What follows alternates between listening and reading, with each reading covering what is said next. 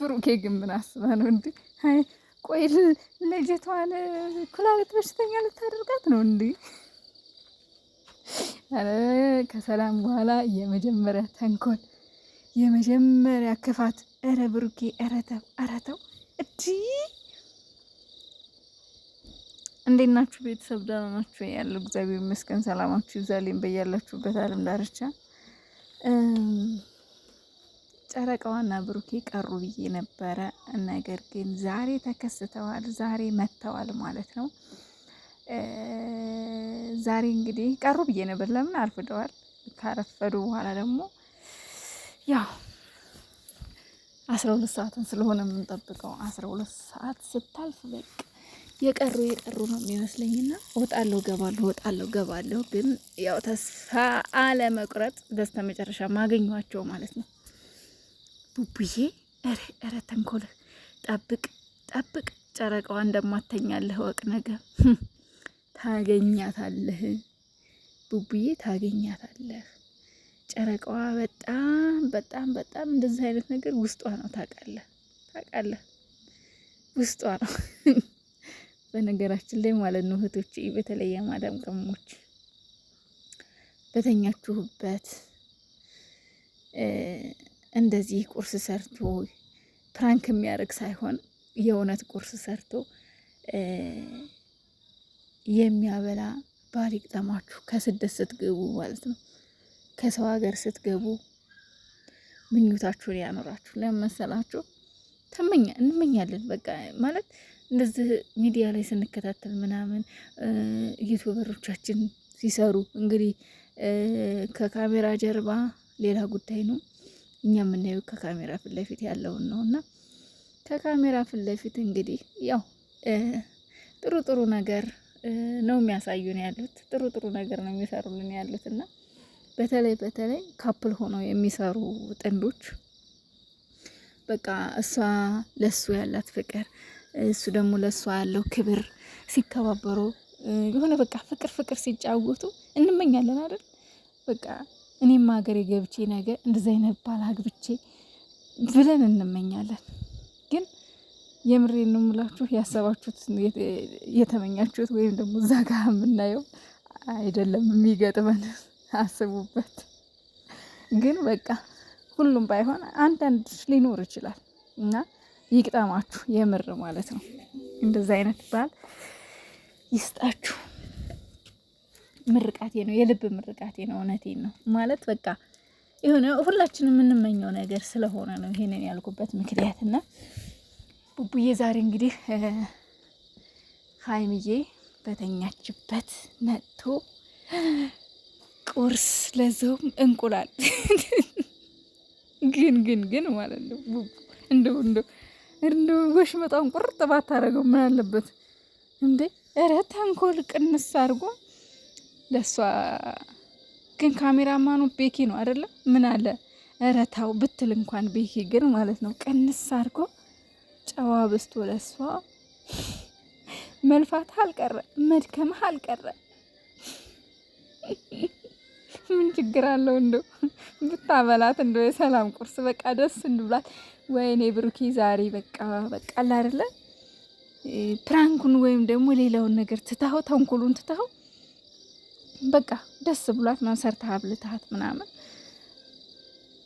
እንደተደሰተች ብትሉ ምን አለበት? በጧት እንደዚህ ወሽመጧን ቁርጥ ያረከው ደግሞ ቅመስ እንዴ! ቆይ የሽንኩርቱ ነገር ኧረ ቅመስ እንዴ! እኛም እንደዚህ እየተቃጠልን ነው ለእናንተ እየሰራን ብናበላችሁ በሽንኩርት ደግሞ ሆነ አጉል ፈሊጥ አለ። ምንድን ነው ሽንኩርት የሚያቃጥላት ሴት ባለሙያ አይደለችም አይነት ነገር። እንደሷ ባለሙያ የለም። ይሄ ሽንኩርት ደግሞ ይሄ ተፈጥሮ ነገር ነው የሚያቃጥለው እንጂ ከሙያ ጋር ምን ያገናኘዋል? እንደዚህ የምትሉ ሴቶች ማለት ነው፣ ሙያ በሽንኩርት ይፈተና የምትሉ ሰዎች ምን ያገናኘዋል? ሽንኩርትና ሙያን ምንም ያገናኘው። በቃ ሽንኩርት ያቃጥላል። ወንድ ሴት አይልም። አሳዘንከኝ ደግሞ። ኧረ ወይኔ ሰው ሲከትፍ የሚያቃጥል ደግሞ እኮ ነው የሚገርመኝ ነገር እዛ ጋር ማለት ነው ሻወራ እና እንደዛ አርግ ካሜራማና የሆነ ሀሳቡን የሚያመጣው ራሱ ቤኪ ነው። ቤኪ በጣም ቀላል ተንኮለኛ አይደለም ማለት ነው። ቤካ የምሬን ነው። አይኑ እያየ ቅመሟን እንደዚህ ሲያረጋት እንደው በጣም እየሳቀሁ ነው ያየሁት ቪዲዮን ማለት ነው። እና ይላል ቤኪ እኮ አይታይም ግን ብሩኬ ይሆናል አይደለ? ብቻውን የሚያወራ አይነት ነገር ነው የሚመስለው አጠገቡ ሰው ሳይኖር ሲያወራ ማለት ነው። ግን አለ ያው ከካሜራ ተከልሎ ነው እንጂ። ለማንኛውም ፈታ ብለናል። ሊመቻችሁ። ግን አንድ ነገር ብሩኬ መግቢያ ላይ የተናገረው ንግግሮች በቃ ልቤን ነካ ያረጉኝ፣ ቀልቤን ሳብ ያረጉኝ ነገሮች አሉ። ምንድነው እሱ በሉኝ። ትላንትና ላይቭ ላይ የነበራቸው ጊዜ በጣም የሚያምርና ደስ የሚል ጊዜ ነበረ። አይታችኋል። በጣም ደስ የሚል ጊዜ ነው ሲያሳልፉ የነበሩት። በቃ ፍቅራቸው አላለም እንጂ ስማም በስስት ሲተያዩ ምናምን ነገር ቪዲዮ ላይ ራሱ ሀብትሽ ቤት ራሱ የተለቀቀው ቪዲዮ በስስት ሲተያዩ በቃ ፍቅራቸው ምን ያክል ሰፊ እንደሆነ ከባህር የሰፋ እንደሆነ በደንብ ነው የሚያስታውቁትና ከህይወታችን ብሩኬ ከህይወቴ ማስወጣት ያለብኝ ብዙ ነገር አለ ብሏል። ብዙ ክሊር የምናረጋቸው ነገሮች አሉ ብሏል። አዎ የገቡ ህይወታችሁን የሚበጠብጡ ሰዎች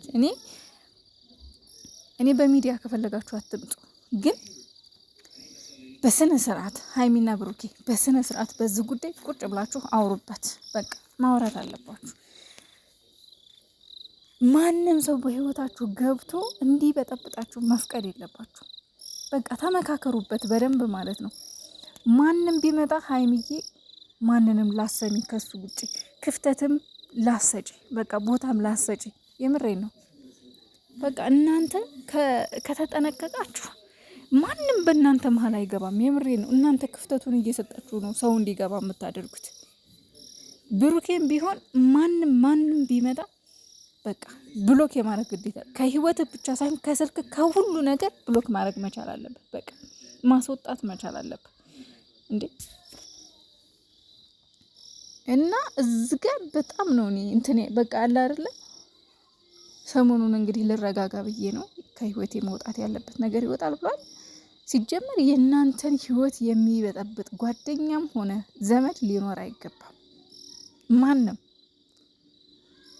የእናንተን ሰላምና ፍቅር ካልተመኙላችሁ እነዚህ ለእናንተ ጓደኛ ሊሆኑ አይችሉም፣ ጠላት እንጂ። ስለዚህ ይሄ ቀጠሮም ሊሰጠው የማይገባ ጉዳይ ነው። ብሩኬ ፈጠን ማለት አለብን።